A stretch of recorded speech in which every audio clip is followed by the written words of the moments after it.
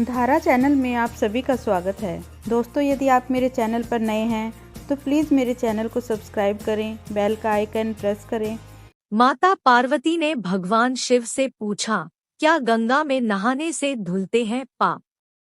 एक समय शिव जी महाराज पार्वती के साथ हरिद्वार में घूम रहे थे। पार्वती जी ने देखा कि सहस्त्रों मनुष्य गंगा में नहा कर हर हर कहते चले जा रहे हैं, परंतु प्राय सभी दुखी और पाप परायण हैं। पार्वती जी ने बड़े आश्चर्य से शिव जी से पूछा कि हे देव, गंगा में इतनी बार स्नान करने पर भी इनके पाप और दुखों का नाश क्यों नहीं हुआ? क्या गंगा में सामर्थ्य नहीं रहा? शिवजी ने कहा, प्रिय, गंगा में तो वही सामर्थ्य है, परंतु इन लोगों ने पापनाशिनी गंगा में स्नान ही नहीं किया है, तब इन्हें लाभ कैसे हो? पार्वती जी ने आश्चर्य से कहा कि स्नान कैसे नहीं किया? सभी तो नहा कर आ रहे हैं, अभी तक इनके शरीर भी नहीं सूखे हैं। शिवजी ने कहा, ये केवल जल में डुबकी लगाकर आ रहे हैं, तुम्हें कल इसका रहस्य समझाऊंगा। शिवजी ने लीला से ही वृद्ध रूप धारण कर लिया और दीनविवश की तरह गड्ढे में जाकर ऐसे पड़ गए जैसे कोई मनुष्य चलता चलता गड्ढे में गिर पड़ा हो और निकलने की चेष्टा करने पर भी न निकल पा रहा हो।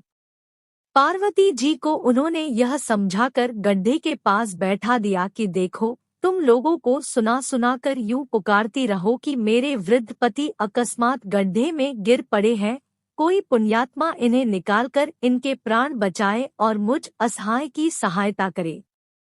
शिवजी ने यह और समझा दिया कि जब कोई गड्ढे में से मुझे निकालने को तैयार हो तब इतना और कह देना कि भाई, मेरे पति सर्वथा निष्पाप है, इन्हें वही छुए जो स्वयं निष्पाप हो। यदि आप निष्पाप है तो इनके हाथ लगाइए, नहीं तो हाथ लगाते ही आप भस्म हो जाएंगे। स्वयं भस्म न हो जाएं, इसलिए किसी में साहस नहीं हुआ। सैकड़ों आए, सैकड़ों ने पूछा और चले गए। संध्या हो चली। शिवजी ने कहा, पार्वती, देखा आया कोई गंगा में नहाने वाला? सभी केवल जल में डुबकी लगाने वाले लोग हैं। उसी समय एक युवक का हृदय करुणा से भर आया। उसने शिवजी को निकालने की तैयारी की। पार्वती ने रोक कर कहा कि भाई, यदि तुम सर्वथा निष्पाप नहीं होगे तो मेरे पति को छूते ही जल जाओगे। उसने बिना किसी संकोच के दृढ़ निश्चय के साथ पार्वती से कहा कि माता, मेरे निष्पाप होने में तुझे संदेह क्यों होता है? देखती नहीं मैं अभी गंगा नहाकर आया हूँ। भला गंगा में गोता लगाने के बाद भी कभी पाप रहते हैं? मैं अभी तेरे पति को निकालता हूँ।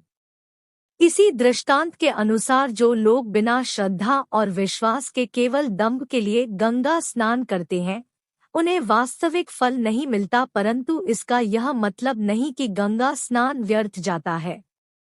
श्रद्धा और विश्वास के साथ किए गए गंगा स्नान का वास्तविक फल अवश्य मिलता है।